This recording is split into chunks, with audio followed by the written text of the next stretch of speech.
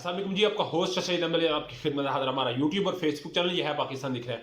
लाखों करोड़ों दुरूद सलाम हज़रत मोहम्मद मुस्तफ़ा सल्लल्लाहु अलैहि वसल्लम और आले मोहम्मद पर वही हुआ जिस चीज़ का डर था, वही एक प्लान जो ये जो मैं आपको भी इस व्लॉग में बयान करूंगा, अपने व्लॉग एंड तक सुनना है। ये प्रॉपर तरीके से प्री प्लान एक काम था, एक पूरा का पूरा मैकेनिज्म था।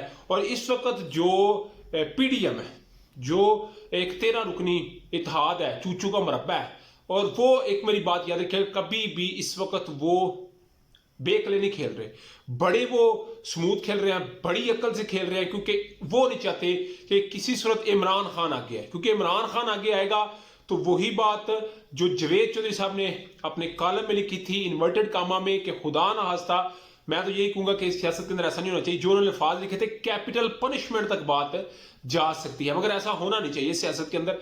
और क्योंकि सियासत में इबादत होनी चाहिए, जात याद नहीं। मगर वही राना सनाउल्लाह साहब वाली बात के या हम रहेंगे या तो इमरान खान रहेगा। तो फिर इमरान खान साहब ने पहले तो कहा जी दोनों के दरमियान सुलह होना चाहिए, तो फिर इमरान खान साहब ने ठीक कहा ना, या वो कहते हैं ना या हम रहेंगे या इमरान खान रहेगा, तो कहते हैं हम रहेंगे, इमरान खान कहते हैं मैं रहूंगा, फिर वो नहीं रहेंगे। ठीक है, इस हद तक मामला को लेके गए। मगर आज आप जानते हैं समात थी, कल भी समात थी।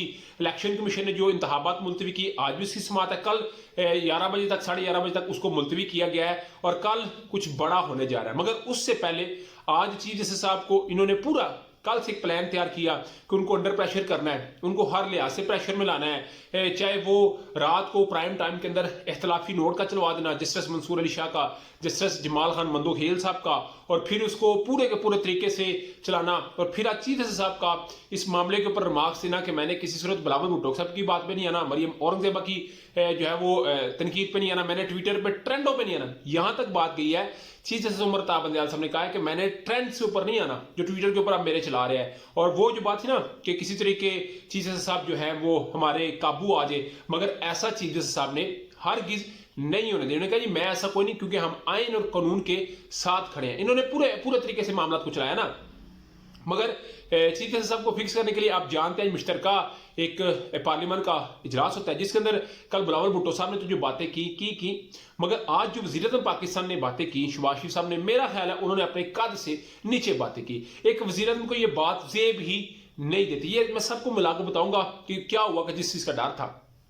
उन्होंने कहा जी कि सैयद मुज़ाहिर अली अकबर नकवी साहब, यानी कि एक ही जैसा की ऑडियो लीक हुई ना, तो उसके ऊपर जी चीफ जस्टिस साहब को नोटिस लेना चाहिए। ये वज़ीर-ए-आज़म पाकिस्तान कह रहे हैं चीफ जस्टिस उमर ताब बंदयाल साहब को। मगर मेरा यहाँ पे मासूमाना क्वेश्चन है वज़ीर-ए-आज़म पाकिस्तान से, जनाब आपको ये बात नहीं कहनी चाहिए क्या खुद नोटिस, आपको पहले इस चीज का नोटिस लेना चाहिए था कि खुदा के बंदे ये कौन है जो ऑडियोज लीक कर रहा है, जो वीडियोस लीक कर रहा है, जो सारे मामले को रिकॉर्ड कर रहा है। उन्होंने उस चीज को नहीं जोर दिया, उन्होंने चीज जस्टिस के ऊपर जोर दिया। फिर उन्होंने कहा जी रात को 11 बजे अदालतें खुल जाती है, इमरान खान लाडला है और जो हो गया बस हो गया, अभी कानून और आइन अपना जो है वो रास्ता लेगा। तो बड़े उन्होंने तल्ख जुमलों के अंदर इसको इस्तेमाल किया। मगर फिर आप जानते हैं कि कबीना का इजलास हुआ। इस कबीना के इजलास के अंदर बाकायदा तौर के ऊपर चीफ जस्टिस साहब क्योंकि फिक्स नहीं हुए, इनकी बातों में नहीं आए, वो कानून के साथ डट के खड़े रहे हैं। और उन्होंने बिल्कुल कल जो है वो इलेक्शन का अनाउंस करने जा रहे हैं, तो इन्होंने एक बिल पास करवाया है, एक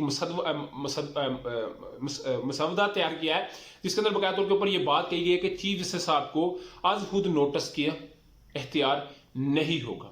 ये जो बिल का मसवदा है। और कल जस्टिस मंसूर अली और जस्टिस मंदोखेल साहब ने बकायदा तौर पे अपने इख्तिलाफी नोट में लिखा कि वन मैन शो नहीं होना चाहिए, कि आज खुद नोटिस एक चीज जस्टिस साहब को नहीं होना चाहिए। यानी कि इन्हीं की जुबान जो है वो पहले बोली गई और फिर आज उसके ऊपर इंप्लीमेंट ये किया गया कि चीफ जस्टिस साहब खुद जो है वो नोटिस नहीं ले सकते, और जो उसका होगा और वो 3 सीनियर जजेस उसके ऊपर जो है वो काम करेंगे, वो उसका नोटिस लेंगे। फिर 30 दिन के अंदर आपने अपील करनी होगी, 14 दिन के अंदर फिक्स होगी।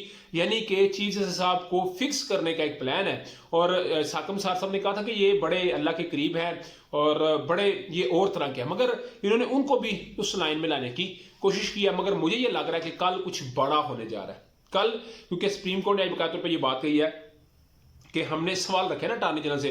अटार्नी जनरल साहब जो नए आए, पहले ने तो इस्तीफा दे दिया कि मैं इसका सामना नहीं कर सकता। आज जो है उन्होंने कहा जी पहले तो ये देखे ना, ये 3-2 का फैसला नहीं, ये 4-3 का है, ये तो फैसला ही खत्म हो चुका है, तो फिर सुप्रीम कोर्ट की तौहीन कैसे होगी। तो सुप्रीम कोर्ट ने कहा छोड़ दे 90 दिन में इलेक्शन होने के नहीं, छोड़ दे, ये सारा मामला छोड़ दे। उन्होंने कहा जी मुझे ये बताएं, 3 सवाल रखे ना। उन्होंने कहा जी कि इलेक्शन कमीशन क्या इंतखाबात की तारीख ख़त्म कर सकता है?